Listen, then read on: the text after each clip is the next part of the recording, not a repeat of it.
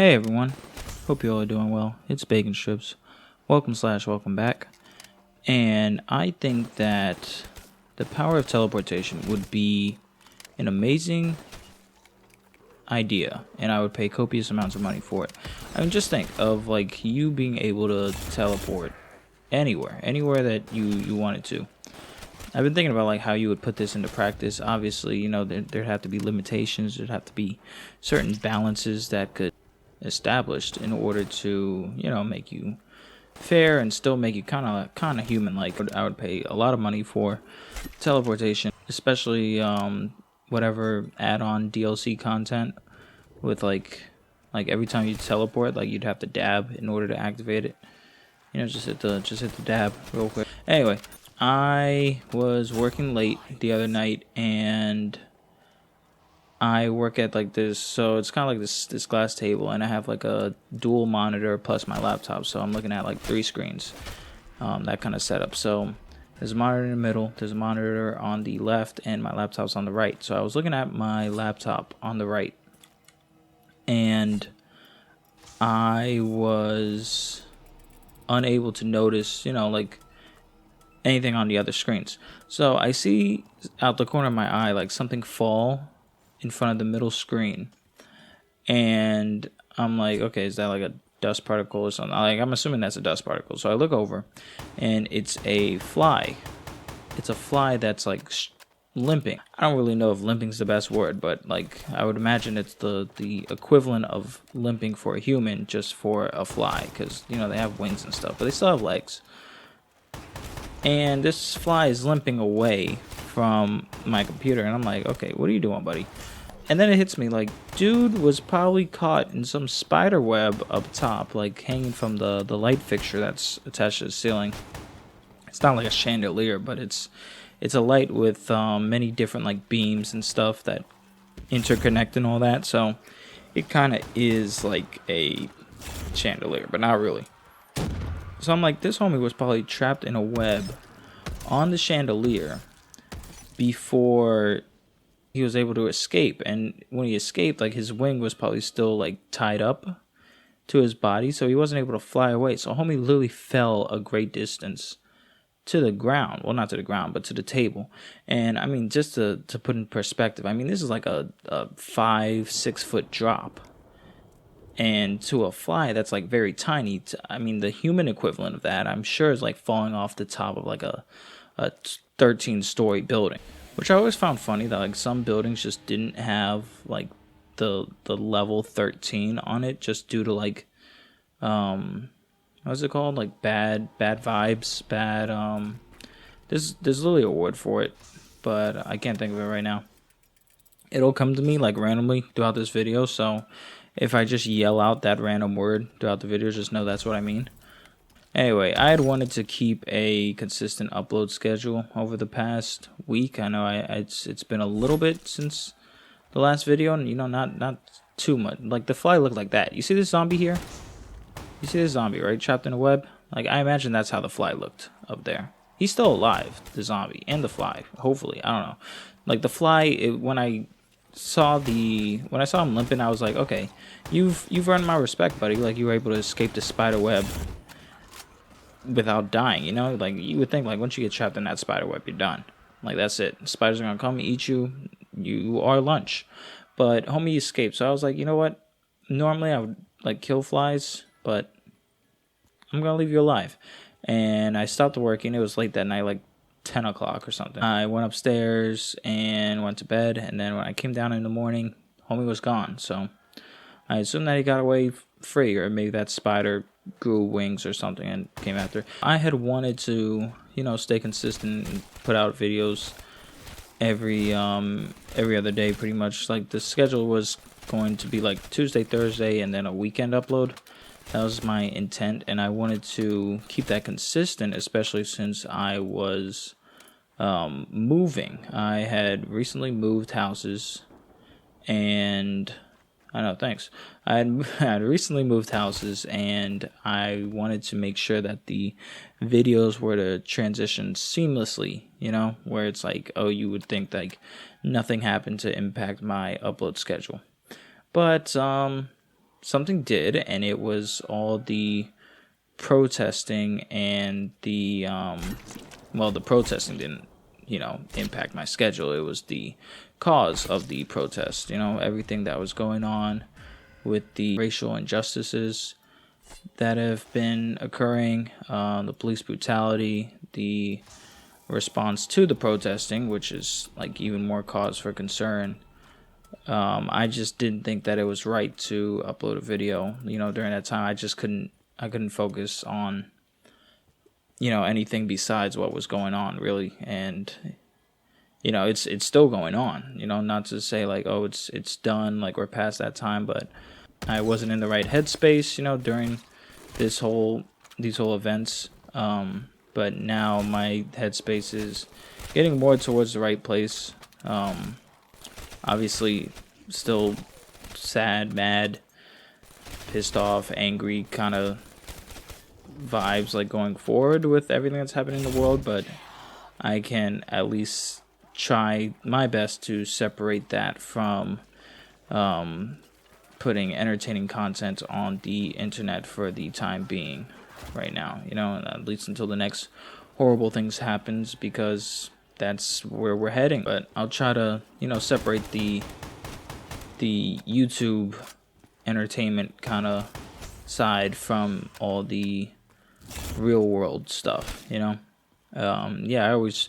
always like figure YouTube as kind of like a game, like a game like this with zombies, right? It doesn't impact real life at all, and I kind of want to have that separation of like real life from, YouTube, which is, I'm gonna be honest, it's the wrong mentality to have, like it's not like this is not me, like this is me, I'm talking to you, this is me. I'm affected by things going on in the world, and it's my duty as a human being to address that. I mean, I'm trying to address it as best as I can. I know that, like, obviously change is what we need, but like words are not enough at this point. It's more about action. So I'm trying in my real life to, address like everything that's going on through action and words, both. But on here, it'll be just the words, I guess, I mean, unless you have any idea on how I could provide action through YouTube on this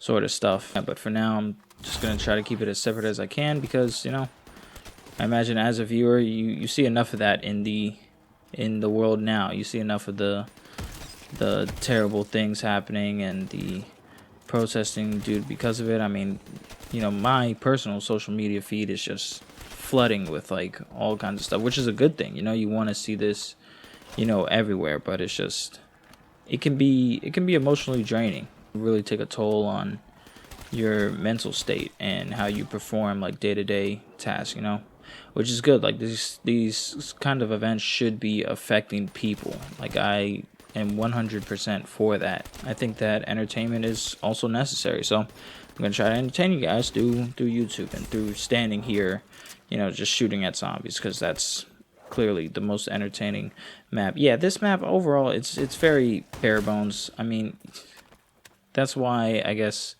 like this is the last part.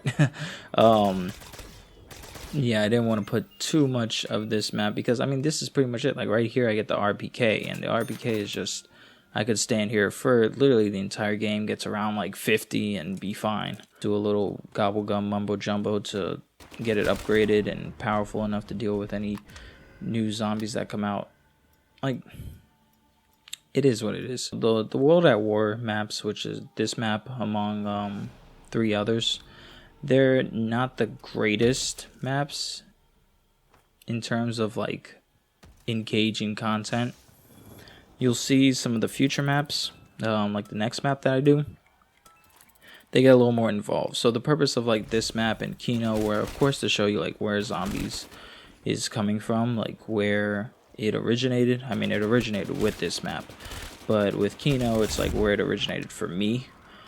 And then the future maps are kind of like where it's gone, like Treyarch found something special with these zombie maps, where it was intended to just be, just a little add-on, just a little fun little distraction from the multiplayer and the campaign. that you do, and they, this exploded, spawned its own community, the zombie community, and now people love it, or people did love it. I know Black Ops 4 was kind of questionable, and these future maps will really show like the effort and the care that Treyarch took to develop a good map, a good couple maps. So we'll see that. Yeah, so after the World at War maps, which are Nacht and Toten, which is this map, 3 other maps which I'm not going to get into too much. There is the giant, I know that, like the Derice. Yeah, Derice, not Die-Rise. We don't talk about that one. But there is Derice, which is another map here, which, I mean, it's very similar to Kino.